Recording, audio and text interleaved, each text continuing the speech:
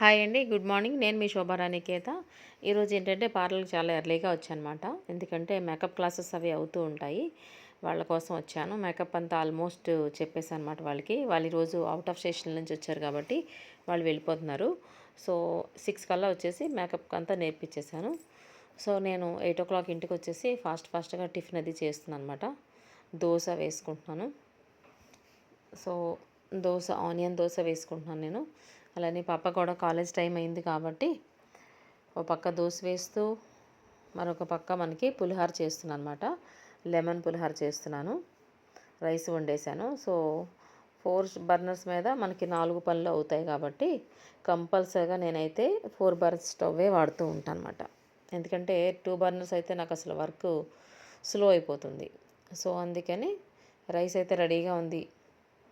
పులిహోర అనేది తాలింపు పెట్టేసి పక్కన పెట్టుకున్నాను. అలానే దోసతో పాటు మనకి ఊతప్పం కూడా వేసానమాట. అంటే మార్నింగ్ సెక్షన్ వరకే కంప్లీట్ అవుతుంది ఈరోజు నాకు. అలానే మరి లంచ్ అయితే ఇంకా ప్రిపేర్ అవ్వలేదు. చూద్దాం మధ్యలో ఏమాత్రం బ్రేక్ ఉన్నా ఒకసారి ఇంటికి వచ్చి చేయొచ్చులే అనేసి పులిహోర వరకు వాళ్ళని పంపించేసి తర్వాత నేను అవకాశం ఉంటే చేసుకోవచ్చు మధ్యాహ్నం. సో ఇప్పుడైతే మనకి దోశ రెడీ అయిపోయింది కదా, దోశ పక్కన పెట్టేసుకుందాం. అలానే పులిహోర కూడా ఇక్కడ రెడీ అయిపోయింది. లెమన్ పులిహోర కాబట్టి ఆల్మోస్ట్ చాలా ఫాస్ట్గానే అయిపోయింది. సో ఇప్పుడు ఏం చేస్తామంటే నెక్స్ట్ ఊతప్పం కూడా రెడీగా ఉందని చెప్పాను కదా, అది కూడా వేరే స్టవ్ మీద వేసేసాను, అయిపోయింది. సో ఇప్పుడు ఏం చేశానంటే పులిహోరని మా పాపకి లంచ్ బాక్స్లో ప్యాక్ చేసేసాను అనమాట. సో తను వచ్చేసరికి మళ్ళీ ఆఫ్టర్నూన్ 2:30 ఆర్ 3 అవుతుంది.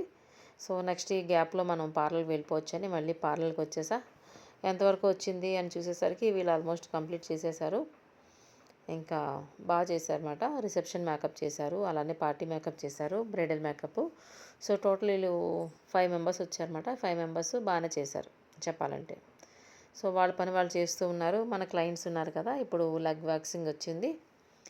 సో లెగ్ వ్యాక్సింగ్ అనేది చేస్తున్నమాట. సో వ్యాక్సింగ్ ఎందుకు అంటే జనరల్గా అందరూ పెయిన్ అనుకుంటారు కానీ వ్యాక్సింగ్ చేసుకుంటే హెయిర్ గ్రోత్ తగ్గుతుందన్నమాట. దట్టు హాట్ వ్యాక్స్ అయితేనే మనకి హెయిర్ గ్రోత్ అనేది తగ్గుతుంది. నెక్స్ట్ వచ్చే గ్రోత్ వెరీ థిన్గా వస్తుందన్నమాట. సో రిపీటెడ్గా ఈ ప్రాసెస్ చేస్తే కొన్నాళ్ళకి హెయిర్ అంతా ఆల్మోస్ట్ తగ్గిపోతుంది. అందుకే కొంచెం పెయిన్ఫుల్ అయినా ఇదే చేయించుకుంటారు అందరూ. సో నెక్స్ట్ అయితే మనకి ఒక హెయిర్ కట్ ఒకటి వచ్చిందన్నమాట. ఇది లేయర్స్ కట్ చేసాము. సో లేయర్ కట్ మనకి చాలా చక్కగా వచ్చింది, బౌన్సీగా వచ్చిందన్నమాట. వెరీ థిన్ హెయిర్ ఈమెది. చేసిన తర్వాత చాలా బాగుంది. సో ఈరోజు వ్లాగ్ కొంచెమే చేశానమాట. రేపు తీస్తాను ఎక్కువగా. Thank you.